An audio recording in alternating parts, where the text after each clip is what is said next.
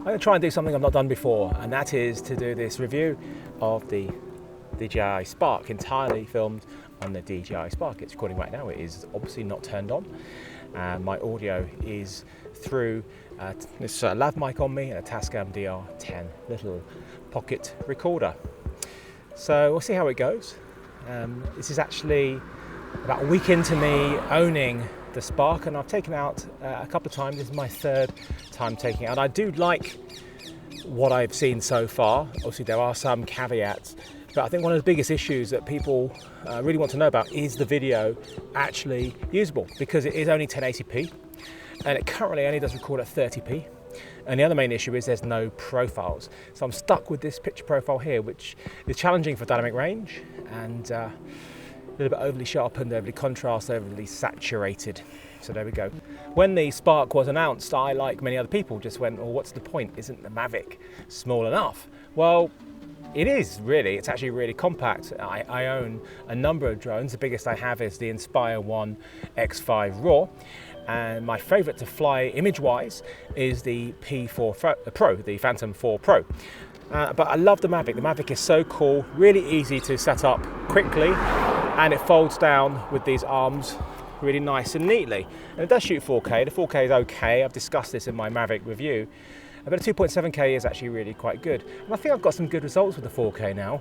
But then you look at the size of the Spark, and it really is a huge difference here. And it's the most fun I've ever had flying a drone. Okay, so I'm going to do the palm takeoff. So I need to just look at it, press it twice, and then look at it. Green lights come on, and then it should take off. Please check it on the map. And what's interesting, I haven't been able to get gimbal, the gesture control to work in video mode, but if I hit record first and then take off, it seems to work. So it detects me. Please check it on the map. Although it does, downside is it seems to point quite far down. There we go. Over this way. Recognise me. Over this way. And back this way. Keep coming round. So anyway, I'm going to take over. There we go.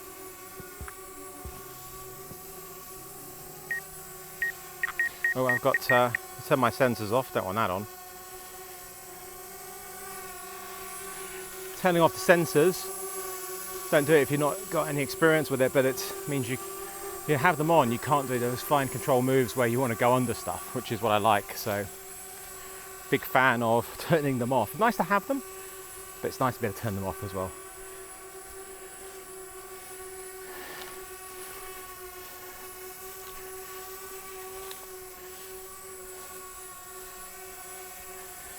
This is such a joy to fly because it's so small.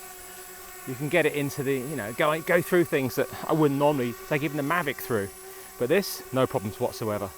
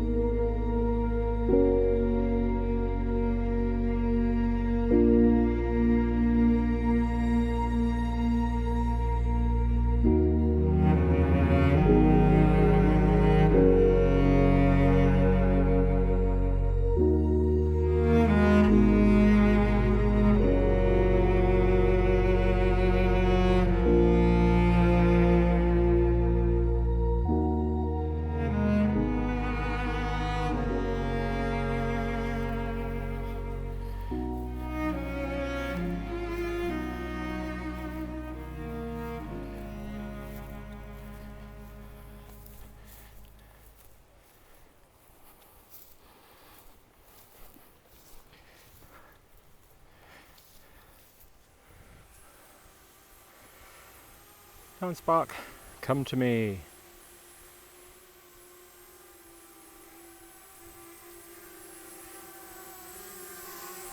So in tripod mode, it's actually not that noisy. I mean, it's noisy, but it seems to be the quietest of the DJI drones that I've used. And I am using the controller. You can control it just via the app with some virtual buttons, but I love that control and that tactile feedback you get from it. And it does increase the range because you have this repeater. It's nowhere near as good range as the Mavic Pro or the Phantoms or any of the other ones.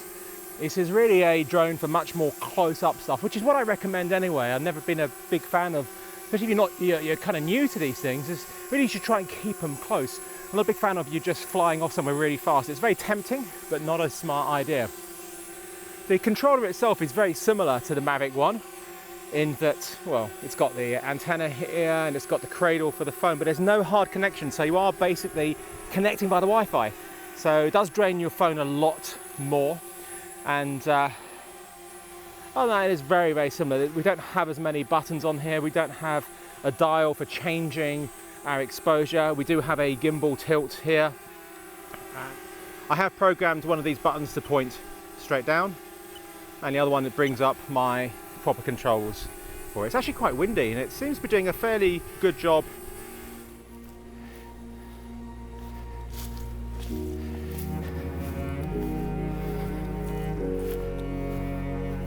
I love the backlight we have coming up here, so let's do something with this. As I mentioned before, drone shots going forward are cool, but they're not that exciting because you can see what's coming up. I'm much more of a fan of going backwards. So let's just go through here. Cool. And we'll do a reverse of that. Bit of the dark side to start with, but let's come back. Just want to skim the tops of those flowers. I don't want to trim them with my props.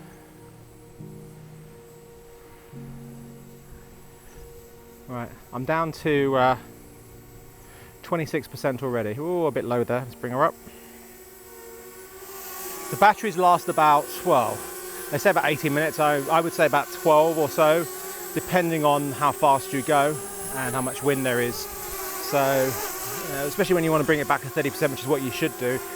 I mean, it's already wanting to return to home, so I'm going to bring her down. And I can't do the palm landing without going into gesture mode, which will require me to, well, I can try it, but I think it will stop the video. Let's find out. No, you can't. So I'm just going to just pick it up and hold it and bring the power down. Be careful with those props. So I've got the Fly More set up, which comes with a bag and a controller and 2 batteries, and I bought about 6 more batteries. So they're so little, and they're about £60 each. They're not cheap, but it's so much joy flying this. I just 2's nowhere near enough. Nowhere near enough. They charge pretty quickly, and the multi-charger you get actually charges them simultaneously. That's pretty good. I think it charged them about 45 minutes, all 3. Not bad. Okay, another battery in. So let's do the same thing. Get it to fly in gesture mode. Take off from the palm.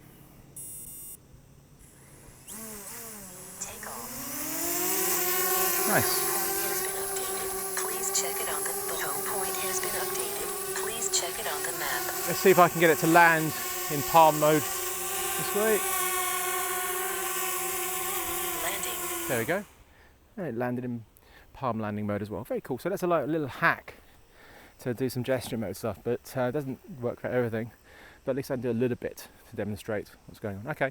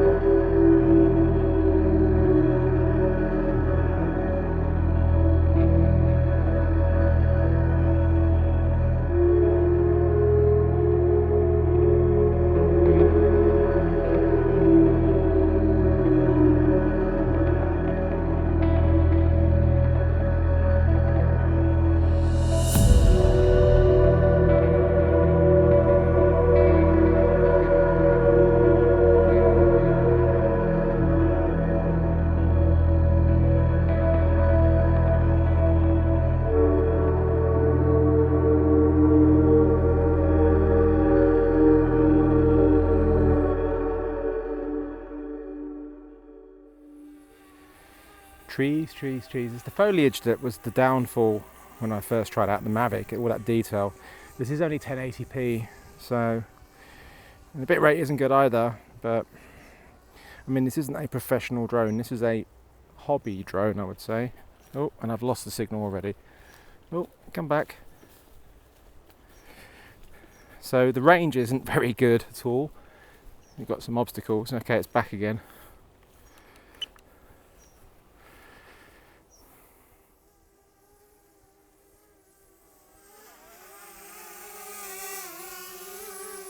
Cool. Oh, it's downside of manual exposure. Bring it up a bit. Okay, let's do some tripod mode. I love tripod mode. It's definitely my favourite mode. And it's nice that the Phantom 4 has been updated now, the firmware, to let you do that. So if you've got Phantom 4 and you've been missing out on tripod mode, download it now.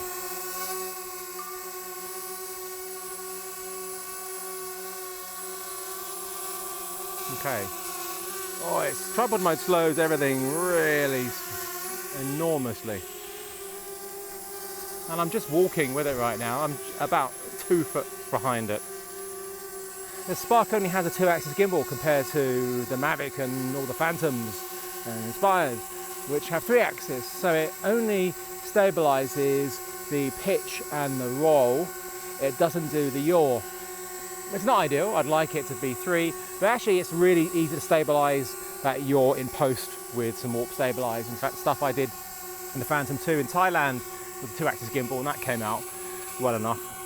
So yes, that's like, I find the actual camera seems to be a bit more robust. The whole thing feels quite robust, which I really like. It's quite solid. It is plastic, but it just feels really well built. It'd be nice if the props did fold down, because then you could pack it away even smaller, because the bag itself, whilst it's very nice, isn't that much smaller than the Mavic Pro Fly More bag. I always struggled with the picture profiles on the Mavic. I could never find one I liked until recently, but there's no picture profiles here, so we're just stuck with this. It does make it a lot harder to grade.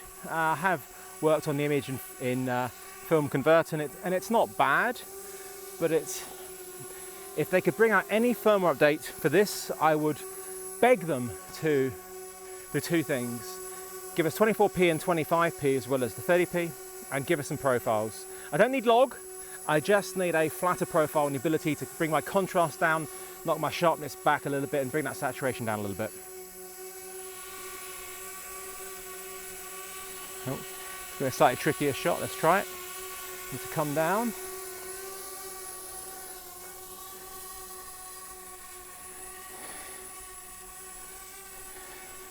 It does take stills, but the stills are not raw, they are just JPEG, so just beware of that.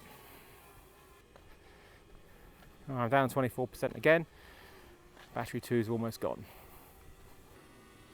Battery level is low. The aircraft will go to the home point in 10 seconds. So we're inside this thicket right now, and there's no sky. And it's using a visual positioning system to stay where it is. Camera's underneath. It's very good. I've used it a number of times on different things. So I'm just going to go back into tripod mode. It's a bit darker in here. Let me have a look at my settings. So it's gone up to, whoa, 1600 ISO. Grim. Let's take it out of that and go to manual control. It's also at 30th of a second, which is too slow. It's going to be too much motion blur.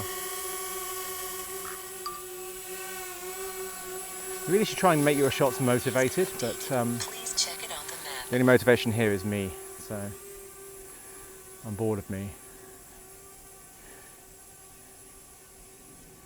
Line of sight. So there we go. So let's bring her back. Try not to clip any branches. People taking their dogs for walks around here. I'm taking my Spark for a walk. Oh, this looks cool. Let's fly through this. Whoa, that's really narrow up there. Oh, do you think I can do it? That is narrow. I think I can do it. That's so tight. Okay, well, I'm through it, just. Let's come back. Whoa, that wasn't very slick, but I got it through that ridiculous space. Don't know why, it's just a pointless shot, but I like it.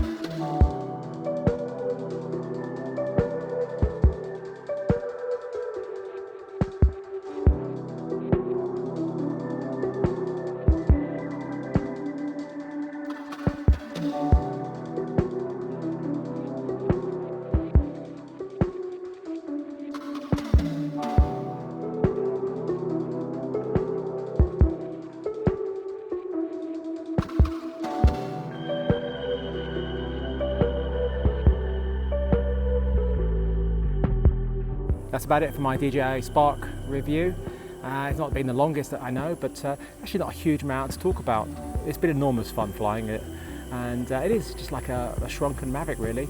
Doesn't have all the image features I want, and if I could get them to put in anything in firmware, that's kind of it. But it is so much fun to fly. Just make sure you get lots of batteries because you're going to want to fly it a lot. Whether it's worth it for you, I can't say. I mean, it's half the price of the Mavic Pro. If it was closer to the Mavic Pro, I would certainly suggest going for that because it does have a superior image and the battery life is much longer, giving you much more fun in the sky. The Mavic is still a very, very small drone. It's just this is a lot smaller. Have I said it's a huge amount of fun to fly?